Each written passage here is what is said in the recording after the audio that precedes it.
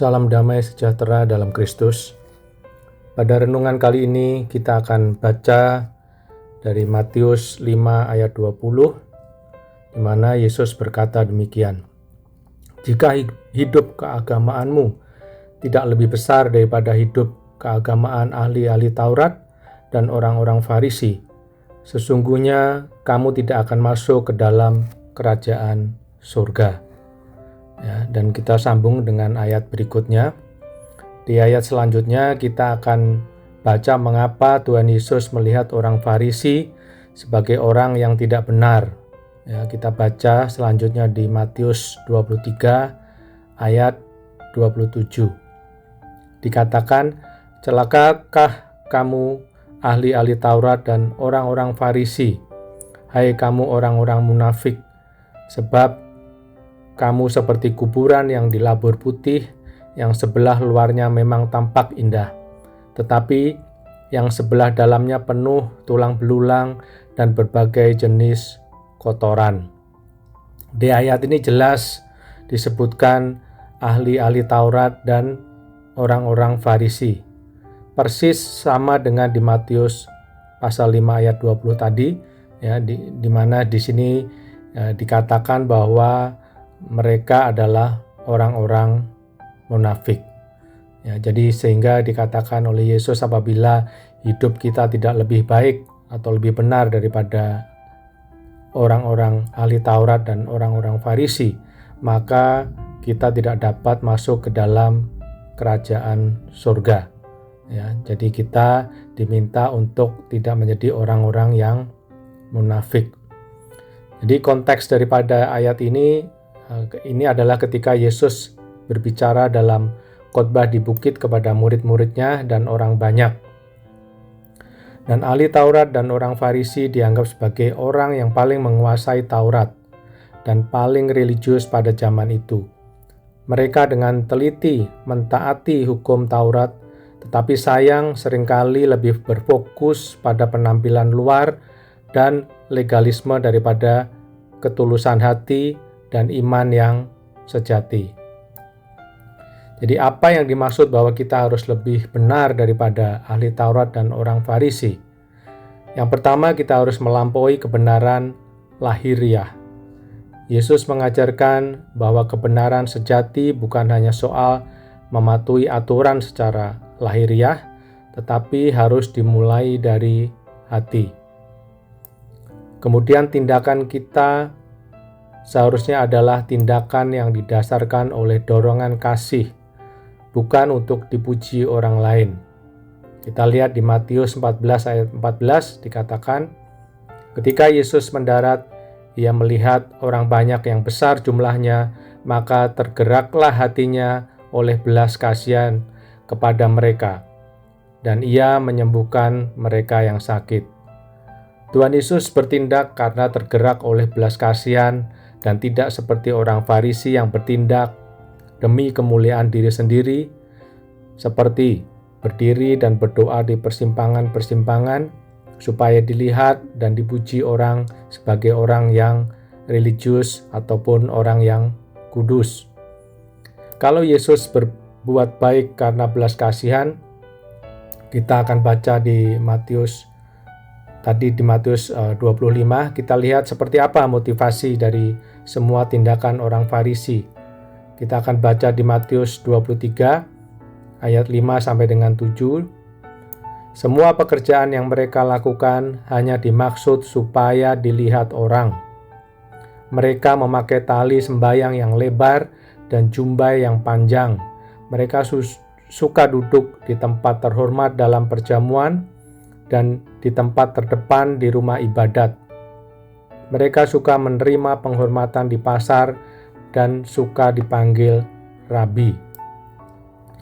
Ayat ini mengingatkan kita bahwa kebenaran sejati bukanlah tentang penampilan atau perbuatan semata, melainkan tentang hati yang diubah dan hidup mencerminkan kasih serta kekudusan Allah. Jangan kita mengikuti cara hidup orang Farisi, tetapi ikutilah cara hidup Tuhan Yesus seperti tertulis di Filipi pasal 2 ayat 5. Dikatakan, hendaklah kamu dalam hidupmu bersama menaruh pikiran dan perasaan yang terdapat juga dalam Kristus Yesus. Saudara, ayat ini adalah panggilan bagi kita untuk meneladani Kristus dalam setiap aspek kehidupan. Apa yang dimaksud dengan pikiran Kristus? Tuhan tidak pernah mementingkan penampilan luar atau melakukan sesuatu yang baik hanya untuk dilihat orang, supaya mendapatkan pujian. Semua hal yang baik yang Tuhan Yesus kerjakan dilakukan dengan tulus tanpa motivasi untuk mendapatkan pujian. Berikut adalah pengajaran Tuhan Yesus yang bertolak belakang dengan tindakan orang Farisi. Kita baca di Matius 6 ayat 2 sampai dengan 4. Jadi, apabila engkau memberi sedekah, janganlah engkau mencanangkan hal itu, seperti yang dilakukan orang munafik di rumah-rumah ibadat dan di lorong-lorong, supaya mereka dipuji orang. Aku berkata kepadamu, sesungguhnya mereka sudah mendapatkan upahnya. Tetapi jika engkau memberi sedekah, janganlah diketahui tangan kirimu apa yang diperbuat tangan kananmu. Hendaklah sedekahmu itu diberikan dengan tersembunyi, maka Bapamu yang melihat yang tersembunyi akan membalasnya kepadamu. Dikatakan mereka yang bertindak untuk dilihat dan mendapatkan pujian orang lain sudah mendapatkan upahnya.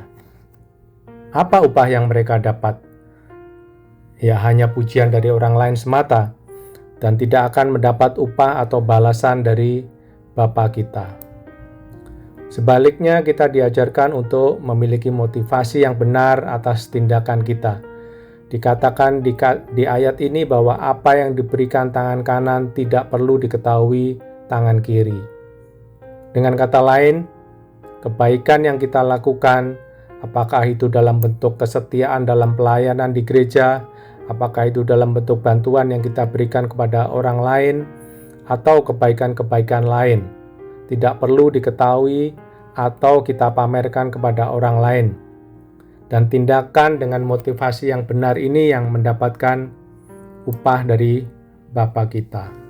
Pikiran Kristus adalah pola pikir yang mengutamakan ketulusan, kerendahan hati, kasih, dan ketaatan kepada Allah. Sebagai pengikut Kristus, kita dipanggil untuk menghidupi pikiran dan perasaan yang terdapat dalam Kristus Yesus. Dalam hubungan dengan sesama, kita diajak untuk tidak mementingkan diri sendiri, tetapi mengutamakan kepentingan orang lain. Kasih yang tulus dan kerelaan untuk melayani adalah buah pikiran Kristus yang ada dalam diri kita. Sebagai orang percaya, kita diingatkan untuk memeriksa hati kita. Tanyakan pada diri sendiri, apakah tindakan saya berkenan kepada Allah, atau saya hanya berusaha terlihat benar, terlihat religius, terlihat kudus, terlihat baik hati hanya di depan orang lain? Kita juga ingin memiliki kerendahan hati yang sejati. Jangan mencari pengakuan atau pujian, tetapi berusahalah melayani Allah dengan tulus. Yang terakhir, bukan hanya menguasai firman Tuhan, tetapi melakukannya. Orang Farisi sangat ahli tentang hukum Taurat, tetapi mereka lemah dalam mempraktekkan firman Tuhan. Ahli dan berpengetahuan tinggi tentang firman Tuhan tidak memberikan keselamatan. Jadi kita perlu menguasai dan mempraktekkan firman Tuhan. Hari ini mari kita bertanya kepada diri kita sendiri, termasuk saya, apakah pikiran dan sikap kita sudah mencerminkan pikiran dan perasaan Kristus? Jika belum, mintalah Tuhan untuk memperbaharui hati dan pikiran kita. Dengan demikian, pikiran Kristus, hidup kita akan menjadi saksi yang hidup, memuliakan Allah, dan membawa terang bagi dunia ini. Demikian renungan untuk hari ini. Tuhan Yesus memberkati. Amin.